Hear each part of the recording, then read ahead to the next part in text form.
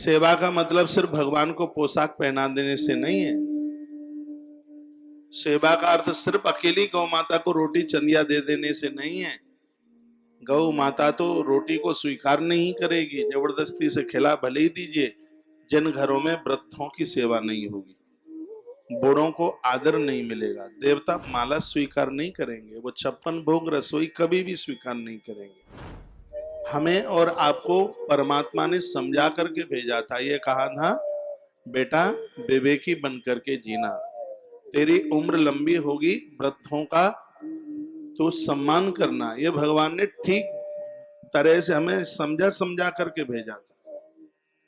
लेकिन हम यहाँ आके लुच्चागिरी में लग गए, लफंगागिरी में लग गए। हम इतने बदमाश हो गए यहाँ आके कि बदमाशी ने सब हदें पार कर दी। ऐसा होना नहीं चाहिए था जो हो रहा है। व्यक्ति को चमड़ा प्रिय हो गया, गोरे गोरे चमड़ों को देख करके इतने अपराध कर बैठा, इतने पाप कर बैठा कि पूछिए ही मत। ये तो ऐसा हो गया है बिल्कुल कि जैसे किसी मलमूत्र के गड्ढे के ऊपर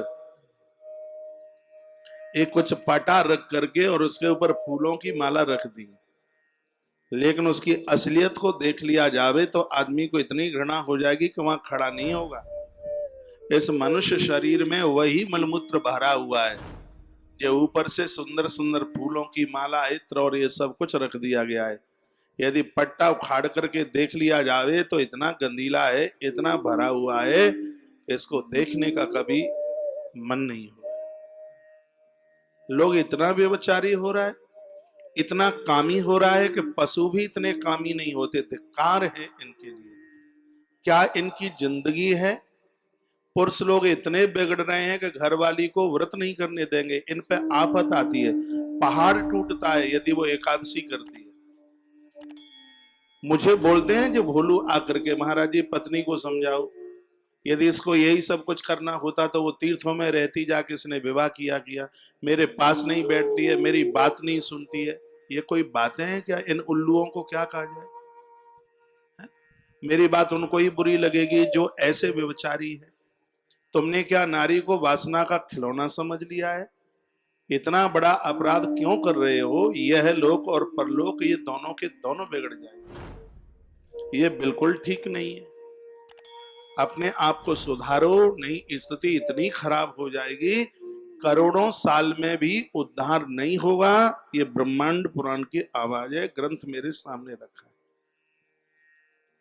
त्रेता में आदमी की स्थिति क्या थी?